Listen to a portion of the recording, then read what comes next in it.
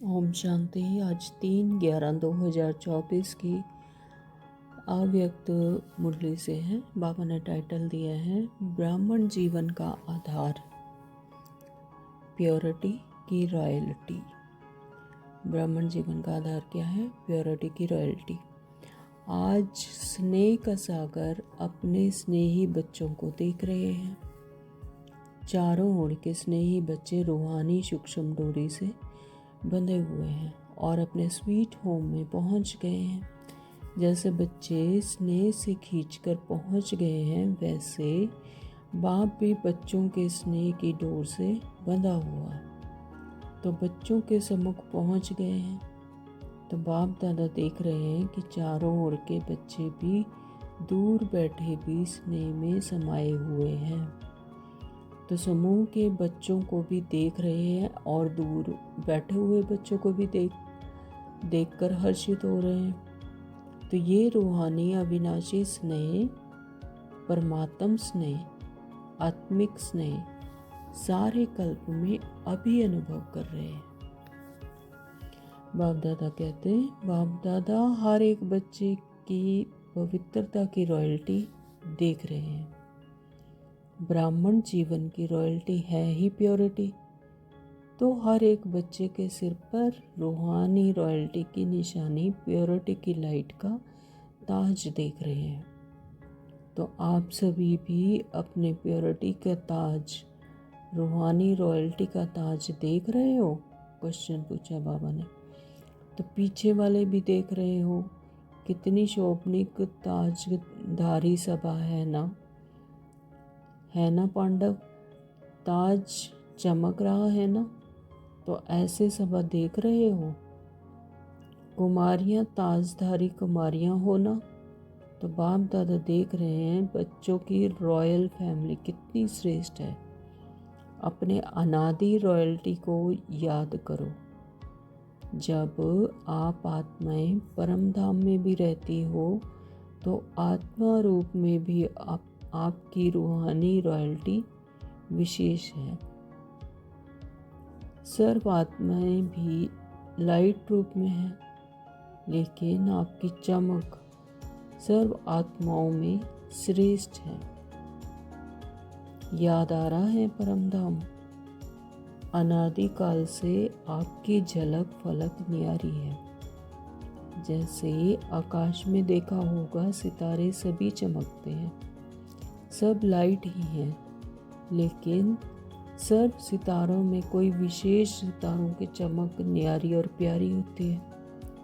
तो ऐसे ही सर्व आत्माओं के बीच आप आत्माओं की चमक, रूहानी रॉयल्टी, प्योरिटी की चमक न्यारी है।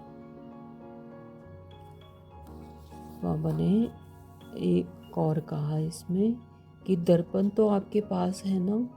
आपने आपको देखा कि दर्पण तो आपके पास है। दर्पण है? Question mark.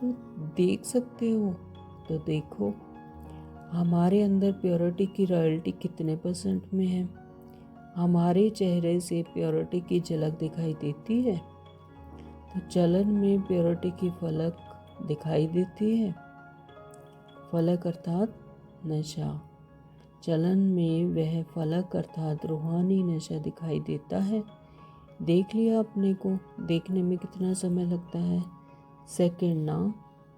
तो सभी ने देखा अपने को। और बाबा ने इस मुरली में कहा है, प्योरिटी की वृत्ति है शुभ भावना और शुभकामना। कोई कैसा भी हो, लेकिन पवित्र वृत्ति अर्थात शुभ भावना और शुभकामना का, और पवित्र दृष्टि अर्थात सदा हर एक को आत्मिक रूप में देखना व फरिश्ता रूप में देखना। तो वृत्ति, दृष्टि, और तीसरी है कृति अर्थात कर्म से। तो कर्म में भी सदा हर आत्मा को सुख देना और सुख लेना, यह है प्योरिटी की निशानी। तो वृत्ति, दृष्टि और कृति तीनों की धारणा हो। कोई क्या भी करता है, दुख भी देता है, इंसल्ट भी करता है, लेकिन हमारा क्या कर्तव्य है? क्या दुख देने वाले को फॉलो करना है? नहीं, ये बाप दादा को फॉलो करना है। फॉलो फादर है ना, तो ब्रह्मा बाप ने दुख दिया या सुख दिया? सुख दिया ना, तो आप मास्टर ब्रह्मा और ब्राह्मण आत्माओं को क्या करना है? कोई दुख देवे तो आप क्या करेंगे? दुख देंगे? नहीं देंगे। बहुत दुख देवे, गाली देवे, इंसल्ट करे तो थोड़ा तो फील करेंगे या नहीं करेंगे? तो फॉलो फादर, यह सोचो मेरा कर्तव्य क्या है। अपने कर्तव्य को याद रखो, उसका कर्तव्य देख, अपना कर्तव्य नहीं भूलो। कोई और जो भी कर्तव्य करे तो उसे करने दो, आप अपना कर्तव्य याद रखो। सहनशील देव बन जाओ। आपकी सहनशीलता से गाली देने वाले भी आपको गले लगाएंगे। सहनशीलता में इतनी शक्ति है, लेकिन थोड़ा समय सहन करना पड़ता है। तो सहनशीलता के देव या देवियाँ हो ना, तो सदा यही स्मृति रखो, मैं सहनशील का देवता हूँ, मैं सहनशीलता की देवी हूँ। तो देवता अर्थात देने वाला, ना कि गाली देने वाला। तो रिस्पेक्ट नहीं करता, किचड़ा है ना कि अच्छी चीज़ है, तो आप लेते क्यों? किचड़ा लिया जाता है क्या? कोई आपको किचड़ा देवे तो क्या आप लेंगे? तो रिस्पेक्ट नहीं करता, इंसल्ट करता है, गाली देते हैं, तो आपको डिस्टर्ब करता है, तो क्या है? अच्छी चीज़ें हैं, तो फिर आप लेते क्यों हो?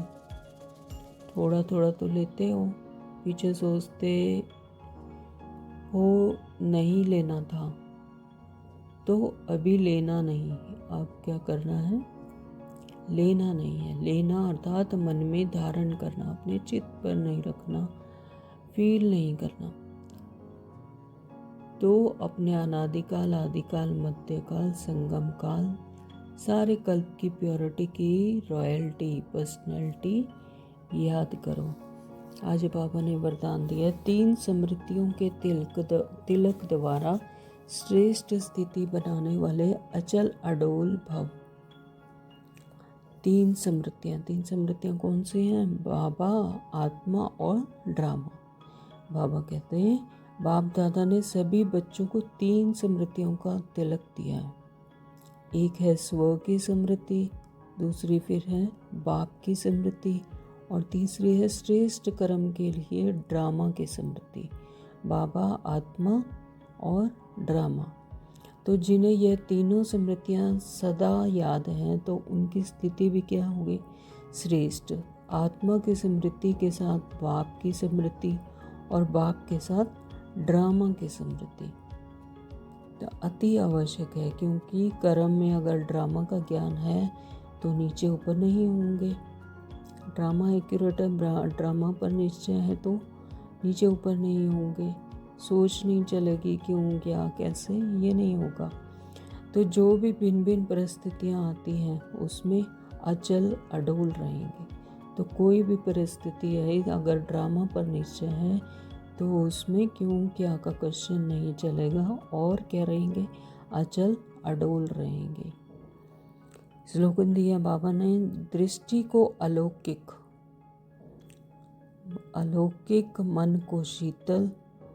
अलौकिक यानी तो सब कुछ इसी सृष्टि पर अलौकिक ही दिखाई देगा। अगर दृष्टि अलौकिक रहेगी तो इस सृष्टि पर सारा कुछ, सभी कुछ अलौकिक ही दिखाई देगा, क्योंकि दृष्टि वैसी है, जैसा चश्मा वैसे ही नज़र आएगा, वैसे ही दृश्य नज़र आएगा। तो जैसी दृष्टि होगी वैसे ही सृष्टि नज़र आएगी।